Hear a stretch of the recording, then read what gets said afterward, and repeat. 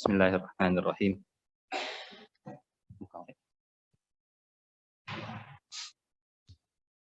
A'udzu billahi minasyaitonir rajim. Bismillahirrahmanirrahim. Assalamualaikum warahmatullahi wabarakatuh.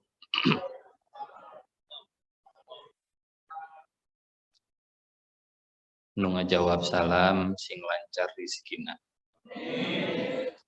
Nu ngajawab salam sing barokah usiana. Nu ngajawab salam mudah-mudahan sing soleh-solehah putra putrina. Nu ngajawab salam sing lunas hutang-hutangna. Nu ngajawab salam sing enggal jodohna. Nu atos na atos. Alhamdulillah. Alhamdulillahilladzi bi ni'matihi tatimmus shalihat. Walhamdulillahilladzi bi fadlihi tatahaqqaqul ghayat. Walhamdulillahilladzi bi ta'atihi tanzilul barakat.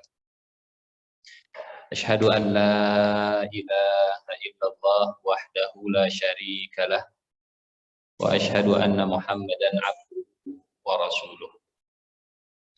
Allahumma salli ala sayyidina Muhammadin wa ala alihi wa ashabihi ajma'in. Allahumma la sahla illa ma ja'altahu sahla wa anta taj'alul hazna idza syi'ta sahla. Allahumma la ilma lana illa ma 'allamtana innaka antal alimul hakim. Allahumma 'allimna ma yanfa'una wanfa'na bima 'allamtana wa zidna ilman wa 'amalan ya rabbal alamin. Amma ba'du. Bapak Ibu hadirin, anak-anak jamaah Masjid Al-Muhajirin yang mudah-mudahan selalu ada dalam keberkahan dan keridhaan Allah Subhanahu wa taala. Puji syukur kita panjatkan kepada Allah yang sampai malam hari ini di tanggal 4 Sya'ban ya. 4 Sya'ban. Allah masih mengizinkan kita untuk terus mengumpulkan kebaikan dan amal soleh. Sebagaimana Allah sudah menyampaikan usia kita ke bulan Sya'ban, mudah-mudahan Allah juga menyampaikan usia kita ke bulan Ramadan. Mudah-mudahan Sya'ban kita diberkahi oleh Allah Subhanahu wa taala dan umur kita dipanjangkan ke bulan Ramadan. Allahumma barik lana fima razaqtana wa qina azabannar. Apaan eta ayat wangeun kade doa heula. Allahumma barik lana fi Rajab wa Sya'bana wa ballighna Ramadan. Mungkin sekarang ieu teh punten. Ku bahasa Indonesia, ku bahasa Sunda. Campur wae. Mungkin kalau sekarang bolehlah sedikit ditambah doanya ya. Wa ballighna Ramadhana wa jannibna Omikrona. Sampaikan kami ke bulan Ramadan, jauhkan kami dari Omikron. Tidak ada hadisnya, tidak ada riwayatnya. Ya, tapi bolehlah kita berlindung kepada Allah dari yang namanya Omikron. Mudah-mudahan yang sedang sakit segera disembuhkan. Mudah-mudahan sakitnya jadi penggugur dosa-dosa dan kesalahan. Yang sehat mudah-mudahan selalu bisa mensyukuri nikmat kesehatannya. Sehingga dengan syukur mudah-mudahan Allah terus tambah kenikmatannya. La in syakartum la azidannakum. Nikmat sehat yang disyukuri mudah-mudahan bertambah kesehatannya. Nikmat usia yang disyukuri mudah-mudahan dipanjangkan umurnya. Nikmat hidayah yang disyukuri mudah-mudahan ditambah terus hidayahnya. Nikmat persaudaraan yang disyukuri mudah-mudahan terus ditambah saudaranya. Hadirin jamaah Masjid Al-Muhajirin, para calon ahli syurga. Isra dan Mi'rajnya Rasulullah sallallahu alaihi wasallam fokusnya tentang pertunjukan kekuasaan Allah Subhanahu wa taala. Jangan sampai gagal fokus. Naon Pak? Gagal fokus. Gagal fokus itu gimana?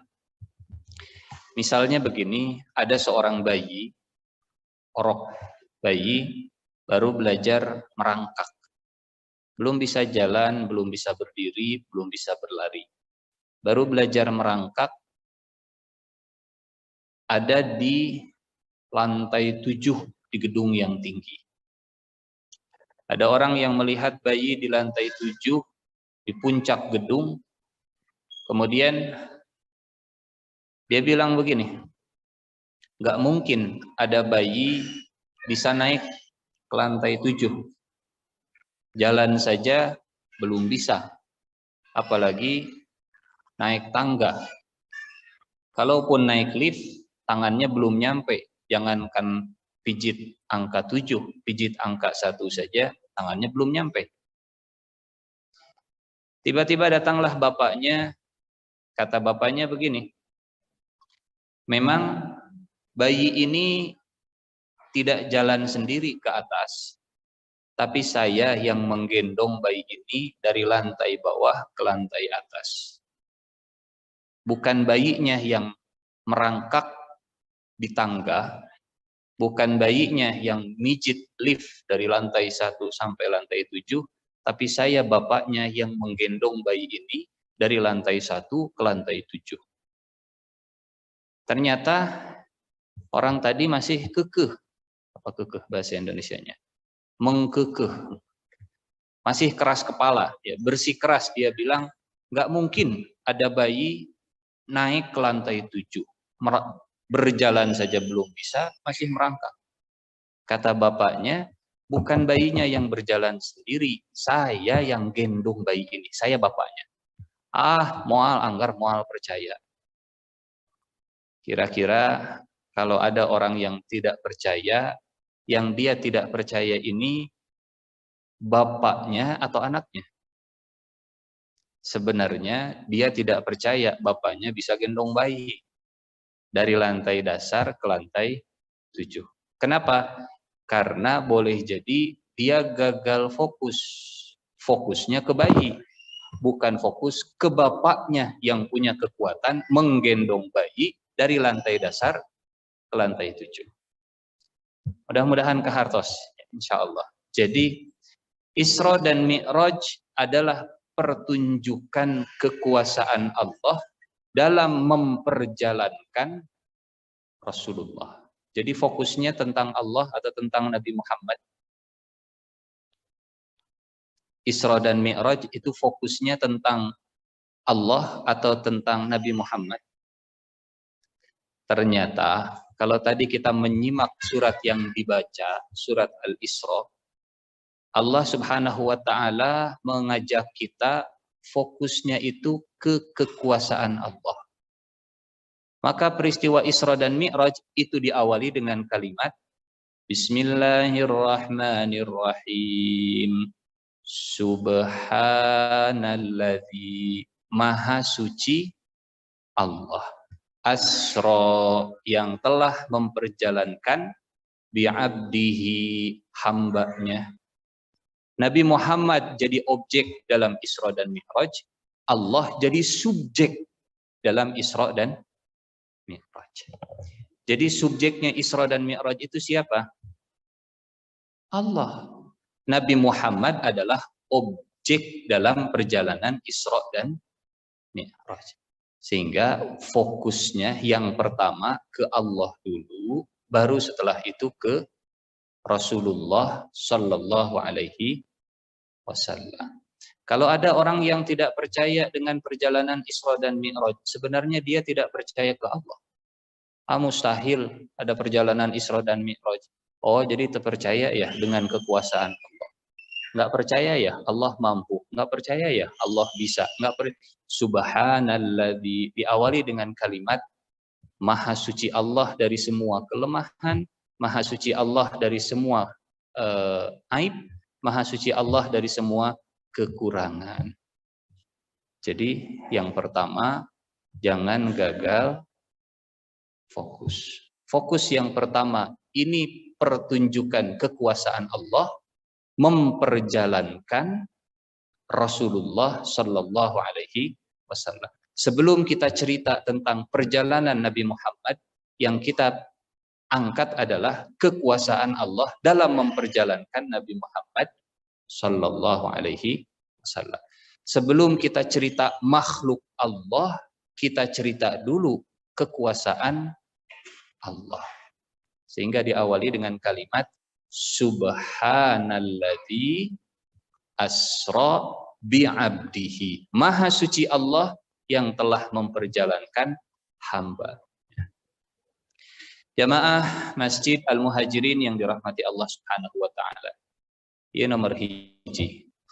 Isra dan Mi'raj mengajarkan kita untuk fokus tentang kekuasaan, kemahabesaran Allah Subhanahu wa taala.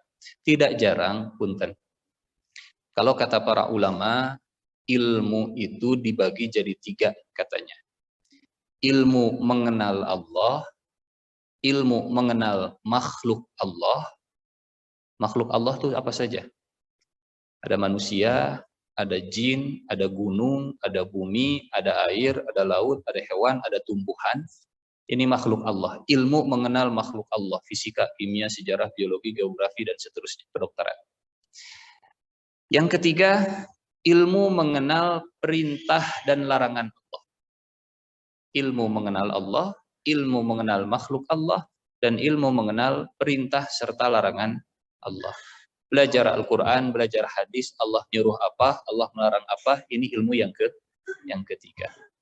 Fokusnya semua ke nomor 1.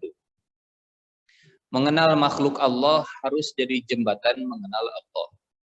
Mengenal perintah dan larangan Allah harus jadi jembatan mengenal Allah Subhanahu wa taala. Termasuk mengenal Isra dan Mi'raj harus jadi jembatan mengenal kekuasaan Allah Subhanahu wa taala.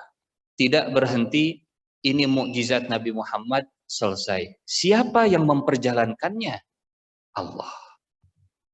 Subhanalladzi asra. Ada guru masuk ke kelas. Ini guru yang pertama.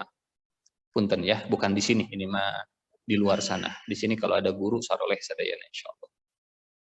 Ini contoh, ada seorang guru masuk ke kelas. Nah, anak, hari ini kita akan belajar proses turunnya hujan. Gimana hujan bisa turun? Pertama, matahari memanaskan air laut. Kan gitunya. Air laut yang dipanaskan matahari kemudian menguap jadi awan. Uap ini kemudian uap air berkumpul jadi awan, kemudian datang angin menggiring awan ke dataran tinggi. Di dataran tinggi awan ini mengalami kondensasi pendinginan dan akhirnya turunlah hujan di dataran tinggi. Air dari dataran tinggi mengalir ke dataran rendah, dari dataran rendah kemudian kembali ke lautan.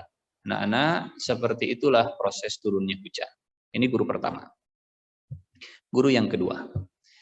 Nah, hari ini kita akan belajar tentang salah satu tanda-tanda kekuasaan Allah Subhanahu wa taala. Ada yang tahu apa saja tanda kekuasaan Allah? Ada banyak. Apa yang akan kita pelajari? Hari ini kita akan belajar bagaimana caranya Allah menurunkan hujan. Gimana cara Allah menurunkan hujan? Pertama, Allah ciptakan matahari dulu. Matahari yang Allah ciptakan memanaskan air laut. Kemudian Allah ubah air laut jadi uap. Kalau Allah mau, garamnya juga ikut naik ke atas. Tapi karena Allah sayang ke kita, garamnya tetap di bawah, airnya saja yang naik jadi uap. Allah susun jadi awan, Allah perintahkan ke malaikat, malaikat penunggu angin, bawa awan itu ke dataran tinggi. Tolong diingatkan ya. Di dataran tinggi inilah Allah kemudian menurunkan air hujan. Kemudian Allah kembalikan dari dataran tinggi ke dataran rendah dan Allah pulangkan lagi air itu ke lautan. Nah, anak-anak, seperti itulah caranya Allah menurunkan air hujan, membuat siklus air di muka bumi. Punten. Sama tidak proses turun hujan yang dijelaskan guru 1 dan guru 2? Sama. Prosesnya sama. Kitu-kitu kene. Apa yang membedakan? Kalau guru yang pertama fokus ke makhluk Allah, kalau guru yang kedua, dia mengajarkan makhluk Allah, mengenalkan Khaliknya yaitu Allah. Kira-kira selama ini dalam pembelajaran kita lebih fokus ke makhluk atau ke Khalik? Nah, sementara kita diajarkan Iqra bismi rabbik. Bacalah dengan menyebut nama Tuhan. Tidak cukup hanya sekedar membaca, tapi tidak bismi rabbika.